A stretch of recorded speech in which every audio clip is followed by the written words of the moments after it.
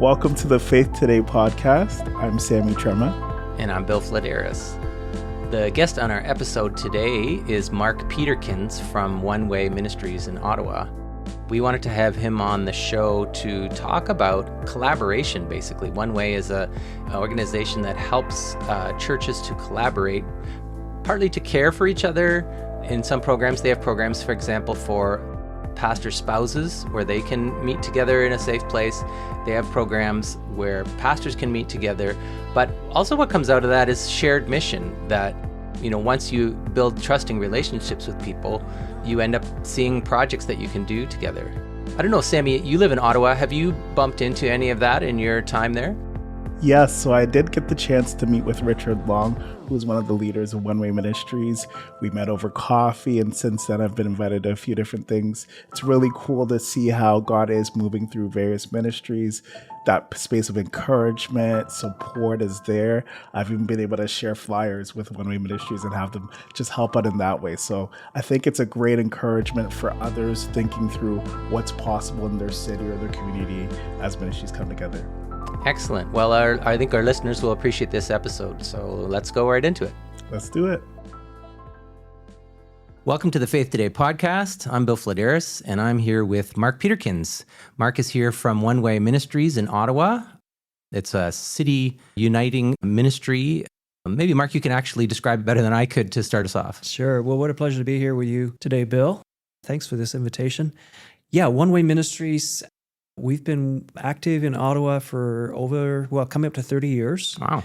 And our heart is all about leaders and unity, seeing leaders lean into biblical unity and living that out in however God wants them to do that in our city. And we play a role in trying to help leaders catch that vision and live it out. I kind of have seen two sides to the kind of work that you do. One is kind of peer support or care for people that are working in Christian ministry, and then sort of outreach activities where you're inviting people to cooperate and collaborate to do that kind of thing. Am I seeing that right? And what's the connection between those two sides of the ministry? You are. Yeah. So, we build trust by coming alongside leaders. To step back, our premise has always been that investing in leaders' lives is a good investment. It's a leveraged investment, that when leaders lead well, the organizations, the businesses, the churches that they lead benefit from that and tend to be healthier. And so that's always been our premise. What we do is we come alongside leaders and we do all kinds of things to either invest in their lives or introduce them to one another sometimes so they can be friends with one another.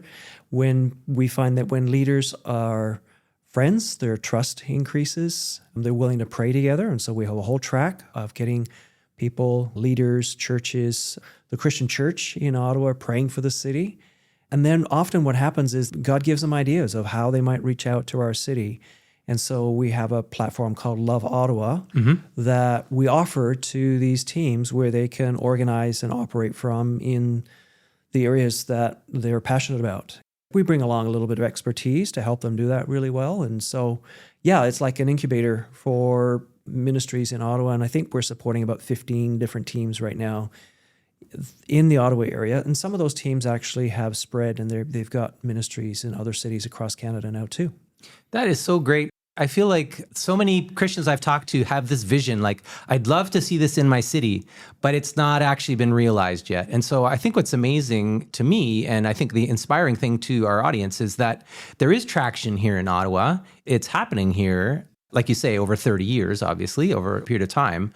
Yeah, that's just really inspiring. And maybe there's, as we talk today, maybe there are various kinds of learnings and things that you have gathered over those years that others can put into practice as they try to build networks across their own individual city or municipality where they are. Yeah, sort of a 30-year overnight success. You know, those overnight success stories that took 30 years in the making. Yeah. I probably should mention that, we take as our scriptural basis for what we do those passages that come out of John 15, John 17, John 15, where Jesus, he says, "A new command I give you, love one another as I've loved you." And then John 17, and I love John 17 because he calls us to be one with the Father and the Son. And there's a sense of being one with each other. Yeah. And we have a name, One Way Ministries. But what I love about that is there's this evangelistic edge to this unity, because right after that, Jesus says, when the world sees that you're one with the Father, one with one another, they're going to know, they know that the Father sent the Son. There's this revelation of who Jesus is. He's the sent one, and that the Father loves us like he loves the Son. And so is this really interesting mix of what happens when the world gets to look at and watch our love and our care for one another. And I believe we're seeing some of those promises here in Ottawa as leaders are, demonstrating their love and care for one another. Yeah, and that love is inviting or attractive, right? Like that's part of the evangelistic side that you're talking about, right? It's beautiful, and people are like, I want to be part of that. Yeah. Yeah, can I give you an example of that? For sure. We've hosted now, I think, 14, 15 years, a prayer breakfast. We call it the Ottawa Civic Prayer Breakfast. And the premise behind it is always to be talking about who is our neighbor and how do we love our neighbor. But what we do is we invite our first responders and our elected civic officials to be in the room, and we thank them. It's an appreciation event for the work they do.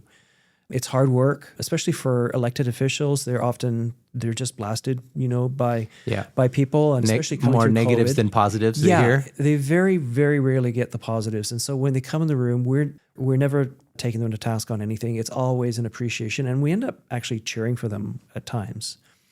But at the same time, we also tell the story. We have somebody come share a story of what they're doing in the city and how they're bringing Jesus' love to the city, how they're being good neighbors in our city.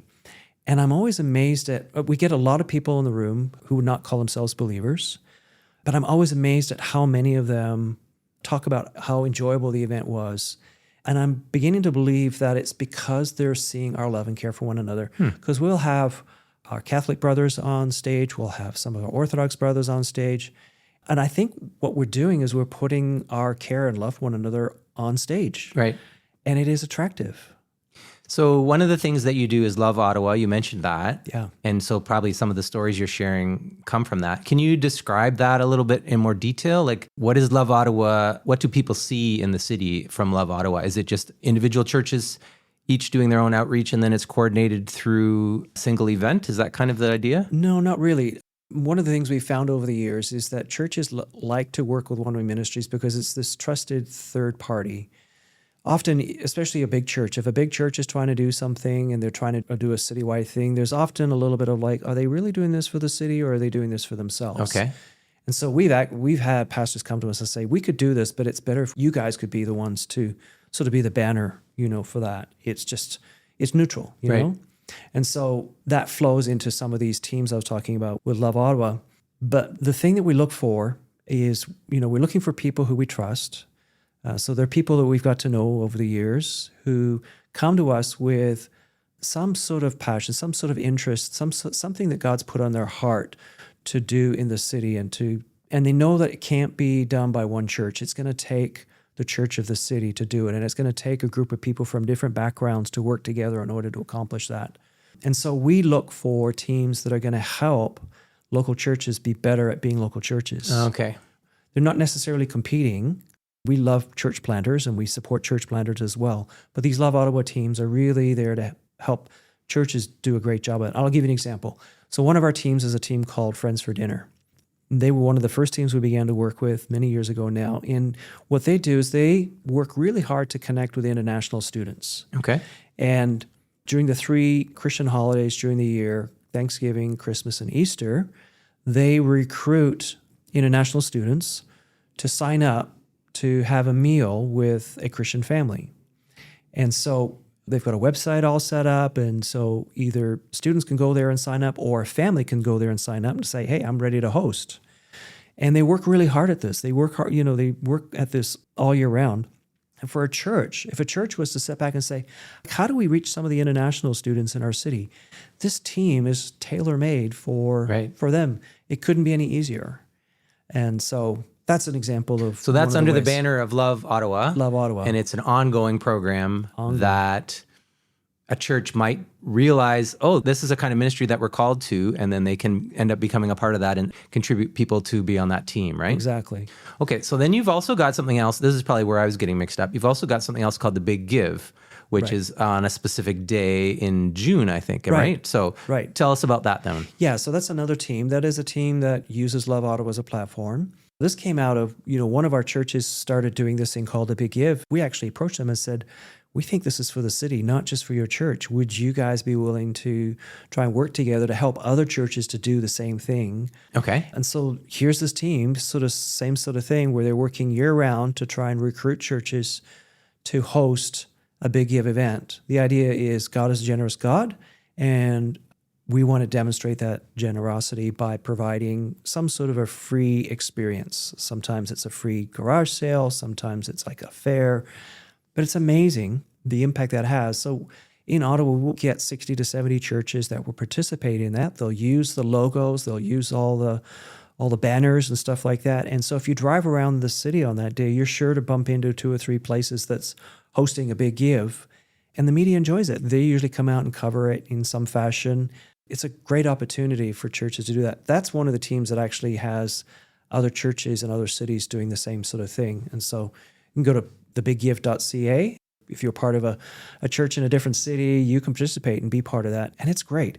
Our church does it. My local church does it. The last couple of years, we see about 1,000 people coming through on that day. Wow. 60 to 70 churches across the city all doing something on the same day. That's pretty great. It is. It's pretty cool. And we'll get another 30 to 40 across the country doing that too. What I'm understanding about why that's actually possible is because you've built these networks where people know each other, like you say, and take care of each other. Tell us a little bit about some of those networks. I know there's a group for people in leadership in the marketplace, in the business sector, am I right? And then I know you have another group for, I think, people in ministry leadership, and then spouses of people in ministry leadership. Am I going through the list right? Yeah, you're right. Okay. Yeah, we have 4 tracks of different types of leaders that we track with. Pastors and ministry leaders, both men and women. They understand each other's worlds, and so we bring them together for different types of things. One of the things we love to do is we do an appreciation event for our pastors mostly, but ministry leaders as well. And so we just throw a big party, and we spend the whole evening saying, thank you, thank you, thank you, thank you, thank you for what you're doing. It's hard. We know what you're doing is hard. Thank you. Usually they go away with a gift. We've got partners who love doing that and help us to do that. We have a track for prayer leaders as well. And so we engage them and encourage them to participate in Pray Ottawa. That's one of our tracks. Woman Married to the Minister is a ministry for women who have the unfortunate experience of being the wife of a pastor in a church. I mean, you think about a crazy world. Just think about what they have to put up with. How they've got to show up in a community where often they know people are not very happy with their husband, and they've got to pretend that they're friends. And there's just all kinds of, there's expectations that they never agreed to. Anyway, so we bring them together, and they understand each other's worlds really well. And it's beautiful. It's beautiful to see that they've got a place where they can feel like they belong, and where they don't have to be too careful about what they say. Karen Stiller, who this community knows, has been a part of that in our city over the years. And she wrote about it actually in one of her books, so you check that out. Yeah, that's lovely.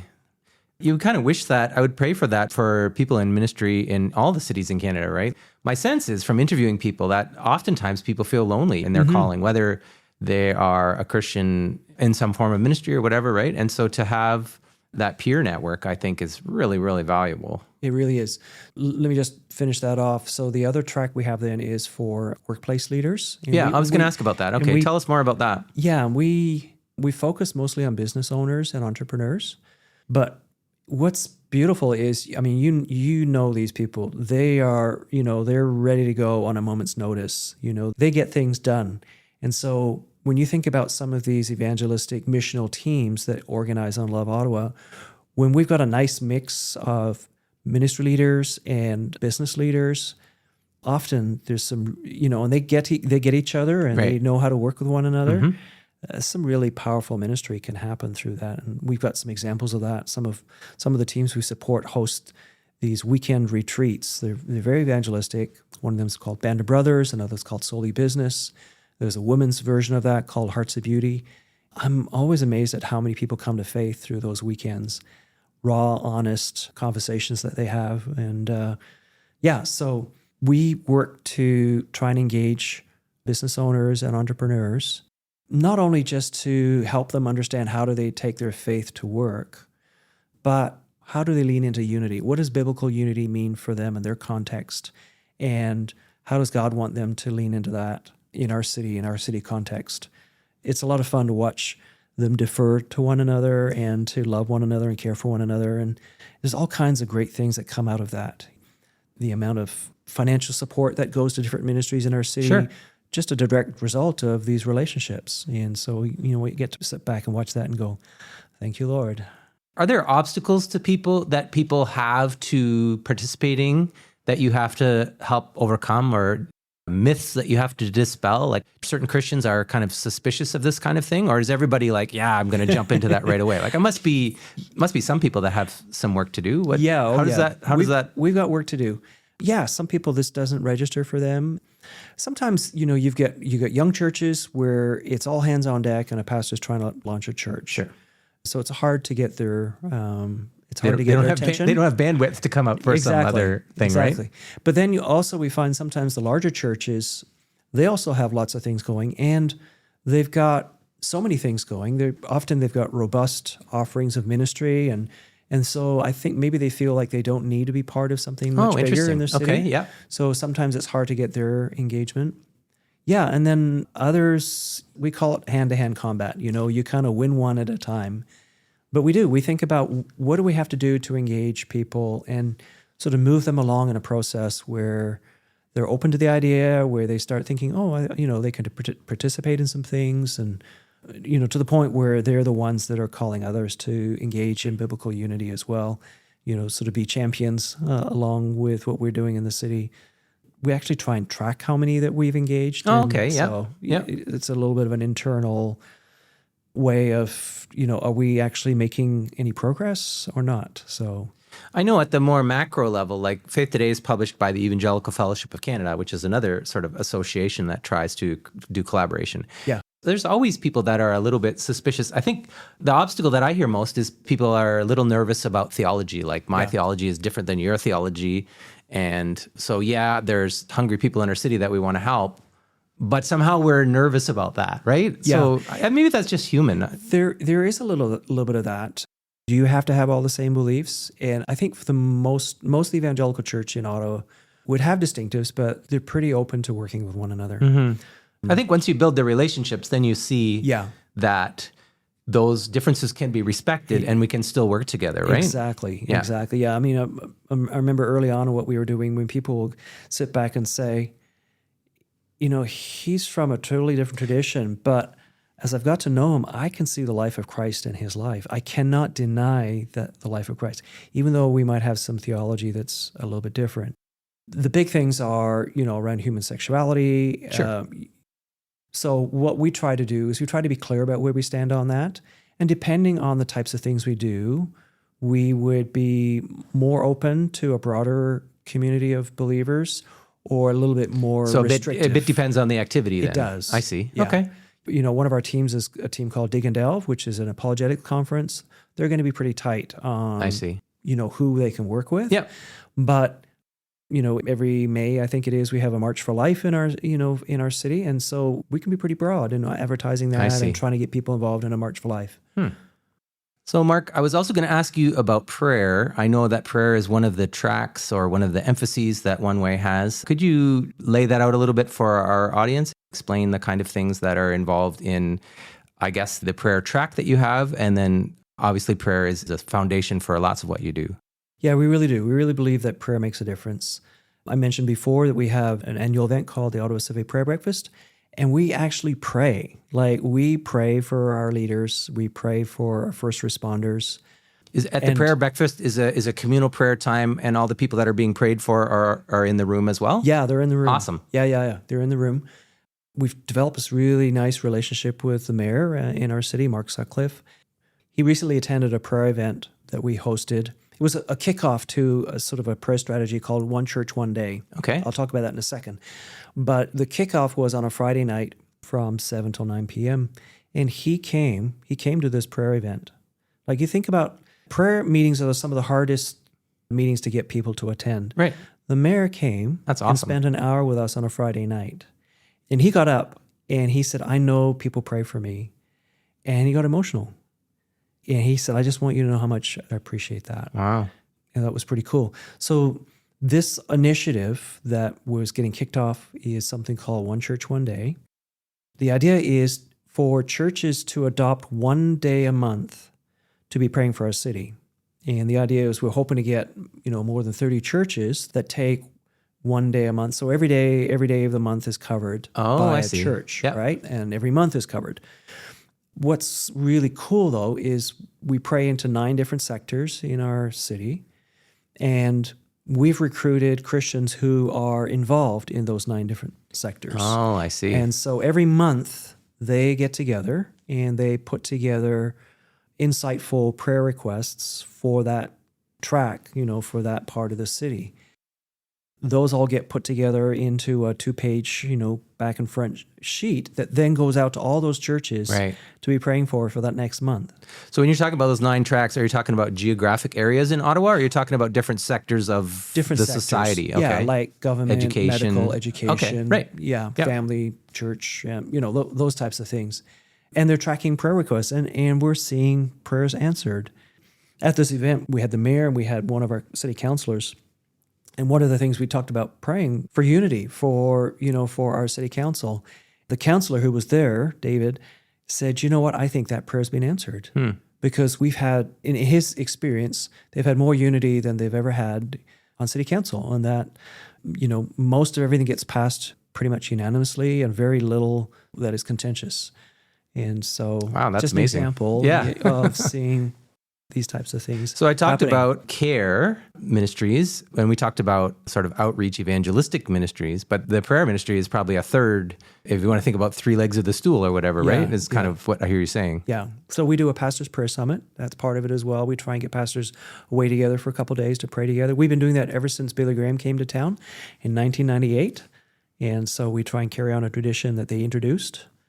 And then just generally as a ministry, I'm always amazed. We pick 2 or 3 leaders, sometimes families, every week to be praying for, and we send them a card. And I'm amazed at the end of the year how many people come out and say, you prayed for me, and that was really important. That was really special.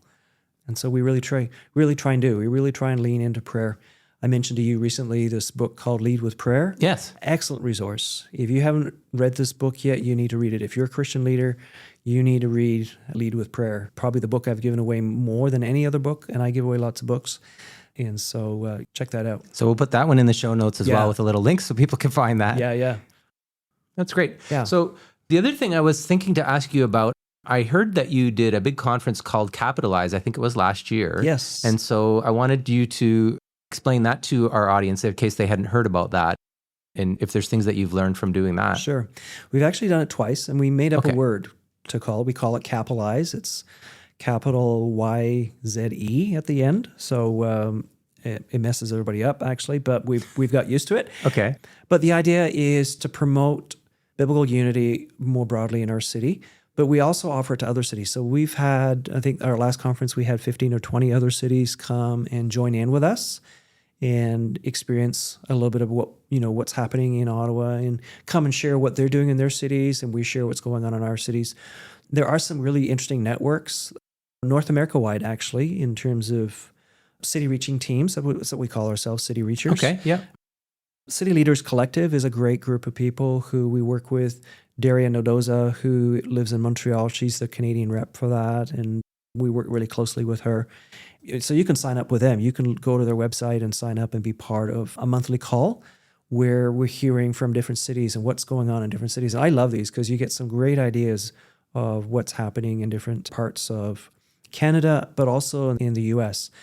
There's a little bit more maturity in terms of this type of ministry south of the border Oh, okay. than there is here in Canada.